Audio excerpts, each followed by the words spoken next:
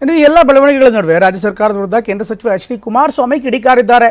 ರಾಜ್ಯದ ಪೊಲೀಸರಿಗಿದ್ದಂಥ ಗೌರವ ಈಗ ಮಣ್ಣು ಪಾಲಾಗಿದೆ, ಕಾನೂನು ಬಾಹಿರ ನಿರ್ಧಾರಗಳು ಆಗ್ತಾ ಇವೆ ಅಂತ ಹಾಸನದಲ್ಲಿ ಕುಮಾರಸ್ವಾಮಿ ಗರಂ ಆಗಿದ್ದಾರೆ. ನೋಡಿದ್ದೇನೆ ಏನೇನು ನಡೀತಾ ಇದೆ ಅಂತಕ್ಕಂಥದ್ದು ಗಮನಿಸಿದ್ದೇನೆ.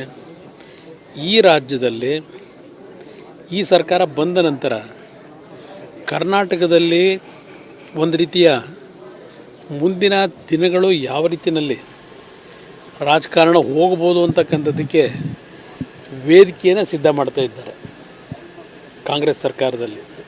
ಕರ್ನಾಟಕದ ಪೊಲೀಸ್ ಇಲಾಖೆಗೆ ದೇಶದಲ್ಲಿ ಒಂದು ವಿಶೇಷವಾದಂಥ ಗೌರವಿತವಾದಂಥ ಸ್ಥಾನ ಇತ್ತು. ಪೊಲೀಸ್ ಇಲಾಖೆಗೆ ಕರ್ನಾಟಕದ ಪೊಲೀಸು ದೇಶದಲ್ಲೇ ಅತ್ಯಂತ ಉತ್ತಮವಾದಂಥ ಕೆಲಸವನ್ನು ಮಾಡ್ತಕ್ಕಂಥ ಇಲಾಖೆ ಅಂತಕ್ಕಂಥ ಒಂದು ಗೌರವ ಏನಿತ್ತು, ಆ ಗೌರವವನ್ನು ಮಂಡಪಾಮ್ ಮಾಡ್ತಕ್ಕಂಥ ನಿಟ್ಟಿನಲ್ಲಿ ನಾನು ಸಂಪೂರ್ಣವಾಗಿ ಪೊಲೀಸ್ ಇಲಾಖೆಗೆ ದೋಷ ಕೊಡಲ್ಲ.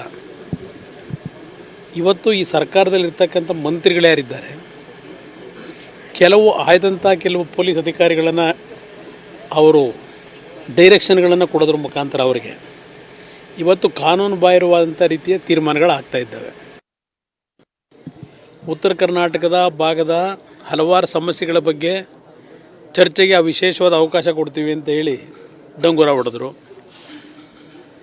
ಬಾಣಂತಿಯರ ಸಾವು, ನೆನ್ನೆಯೂ ಸಹ ಒಂದು ಹೆಣ್ಣು ಮಗುಗೆ ಜನ್ಮ ಕೊಡಬೇಕಾದ್ರೆ ತೀರ್ಕೊಂಡಿದ್ದಾಳೆ. ಪ್ರತಿನಿತ್ಯ ನಡೀತಾ ಇದೆ. ಇದು ಯಾವುದರ ಬಗ್ಗೆ ಈ ಸರ್ಕಾರಕ್ಕೆ ಕಿಂಚಿತ್ತು ನಾಡಿನ ಒಂದು ಭವಿಷ್ಯದ ಬಗ್ಗೆ ಚಿಂತೆ ಇಲ್ಲ. ಅವರ ವಿರೋಧಿಗಳ ಬಗ್ಗೆ ಯಾವ ರೀತಿ ಕೆಲವು ಪೊಲೀಸ್ ಅಧಿಕಾರಿಗಳನ್ನು ಇಟ್ಕೊಂಡು ಅವರ ದಮನ ಮಾಡಬೇಕು ಅಂತಕ್ಕಂಥದ್ದೇನು ಹೊರಟಿದ್ದಾರೆ. ಅವತ್ತು ರಾತ್ರಿಯ ಒಂದು ಘಟನೆ ಏನಿದೆ, ಸಿ ಟಿ ರವಿ ಅವ್ರದ್ದೇ ಹೇಳೋದಾದರೆ ರಾತ್ರಿ ಎಲ್ಲ ಸುತ್ತಿಸ್ಬೇಕಾಗಿದ್ದ, ಅವರು ಜನಪ್ರತಿನಿಧಿ ಇದ್ರಲ್ವೇ, ಅರೆಸ್ಟೇ ಮಾಡೋದಾದರೂ